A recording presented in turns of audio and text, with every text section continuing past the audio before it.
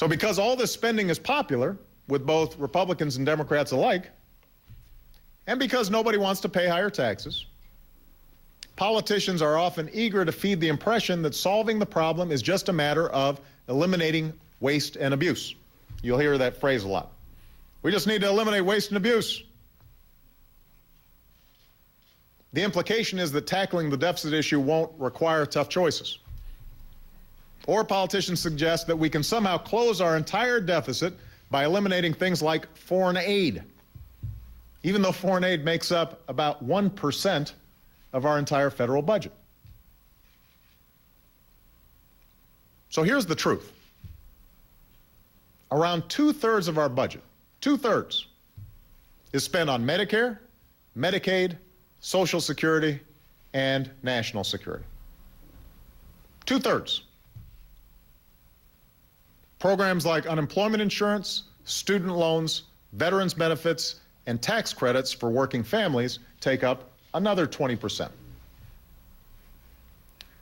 What's left after interest on the debt is just 12% for everything else. That's 12% for all of our national priorities: education, clean energy, medical research, transportation, our national parks, food safety, keeping our air and water clean, you name it. All of that accounts for 12% of our budget. Now, up till now, the debate here in Washington, the cuts proposed by a lot of folks in Washington, have focused exclusively on that 12%. But cuts to that 12% alone won't solve the problem. So any serious plan to tackle our deficit will require us to put everything on the table and take on excess spending wherever it exists in the budget. A serious plan doesn't require us to balance our budget overnight. In fact, economists think that with the economy just starting to grow again, we need a phased-in approach. But it does require tough decisions and support from our leaders in both parties now. Above all, it will require us to choose a vision of the America we want to see 5 years, 10 years, 20 years down the road. Now, to their credit, one vision has been presented and championed by Republicans in the House of Representatives and embraced by several of their party's presidential candidates. It's a plan that aims to reduce our deficit by $4 trillion over the next 10 years, and one that addresses the challenge of Medicare and Medicaid in the years after that. These are both worthy goals. They're worthy goals for us to achieve. But the way this plan achieves those goals would lead to a fundamentally different America than the one we've known, certainly in my lifetime. In fact, I think it would be fundamentally different than what we've known throughout our history. A 70% cut in clean energy, a 25% cut in education, a 30% cut in transportation, cuts in college Pell Grants that will grow to more than $1,000 per year. That's the proposal. These aren't the kinds of cuts you make when you're trying to get rid of some waste or find extra savings in the budget. These aren't the kinds of cuts that the Fiscal Commission proposed.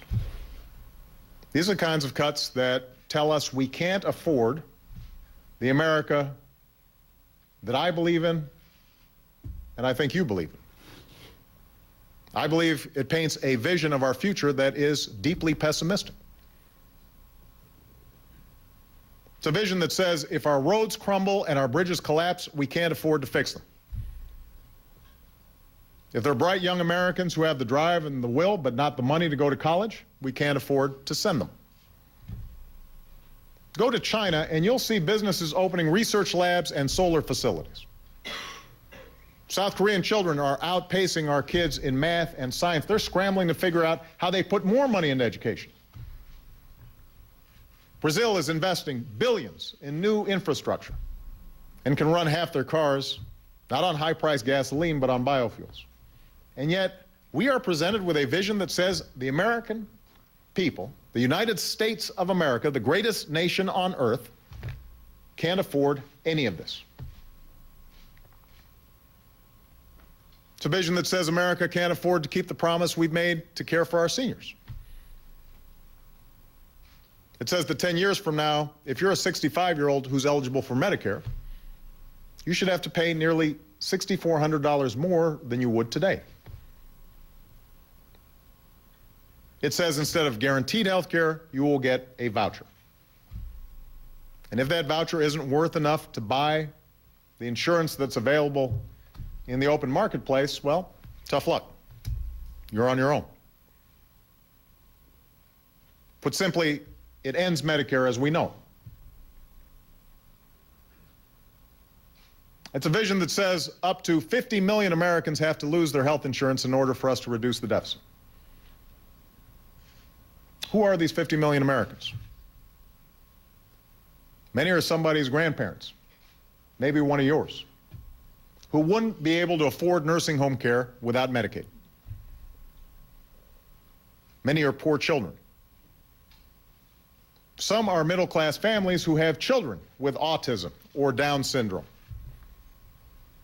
Some of these kids with disabilities are, the disabilities are so severe that they require 24-hour care. These are the Americans we'd be telling to fend for themselves. And worst of all, this is a vision that says even though Americans can't afford to invest in education at current levels or clean energy, even though we can't afford to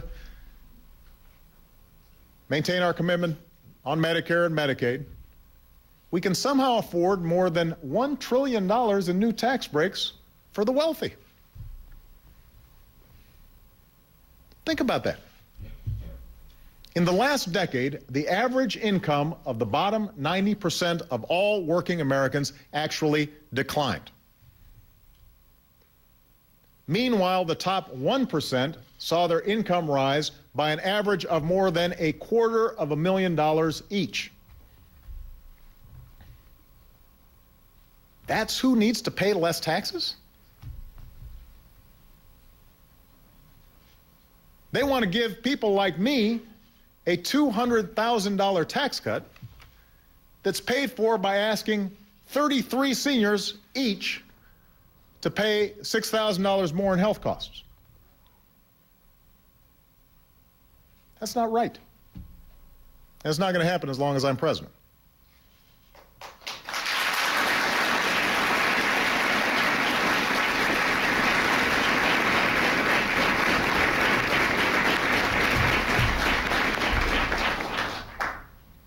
This vision is less about reducing the deficit than it is about changing the basic social compact in America.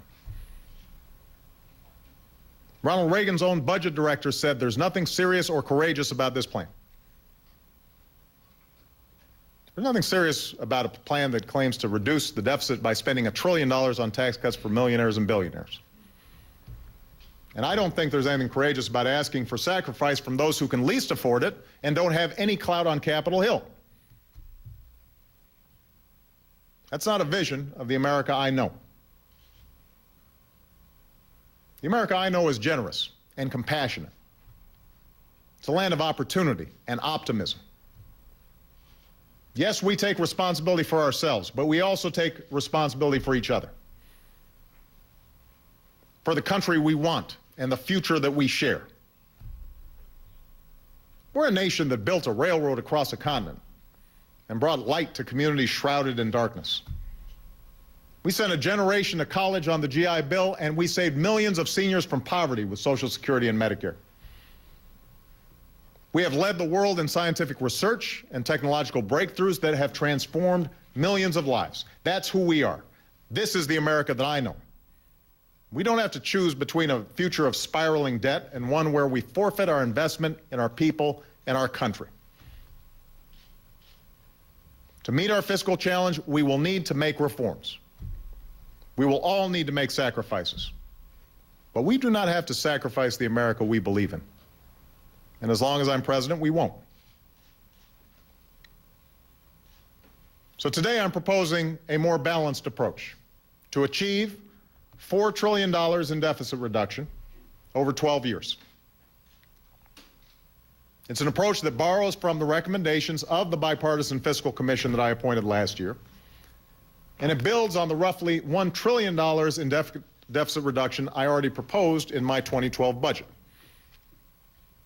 It's an approach that puts every kind of spending on the table, but one that protects the middle class, our promise to seniors, and our investments in the future.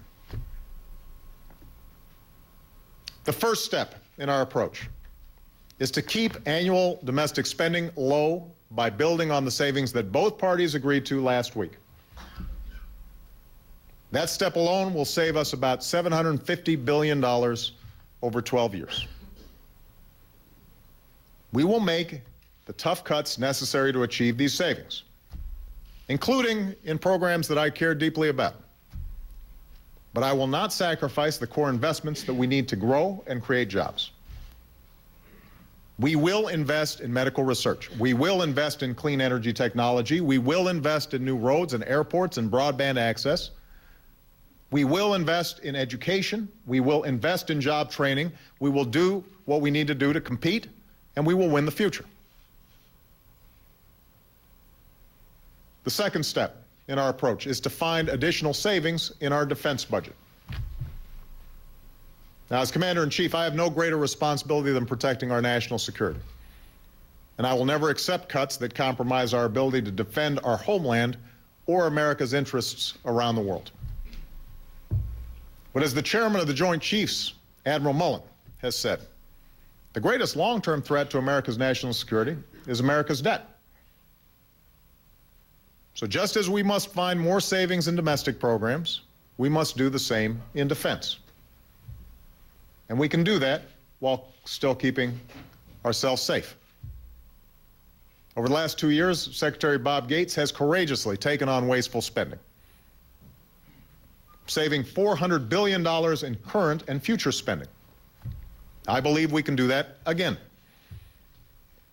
We need to not only eliminate waste and improve efficiency and effectiveness, but we're going to have to conduct a fundamental review of America's missions, capabilities, and our role in a changing world.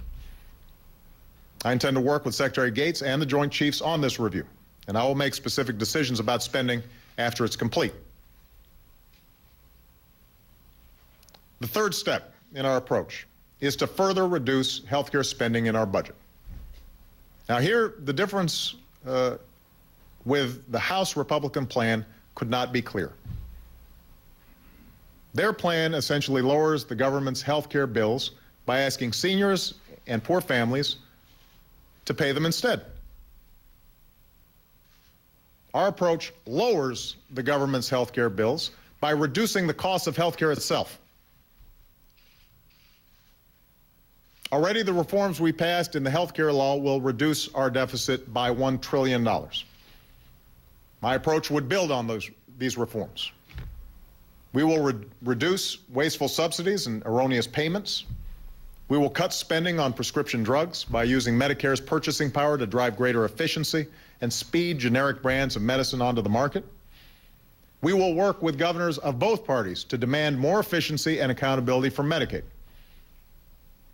We will change the way we pay for health care, not by the procedure or the number of days spent in a hospital, but with new incentives for doctors and hospitals to prevent injuries and improve results.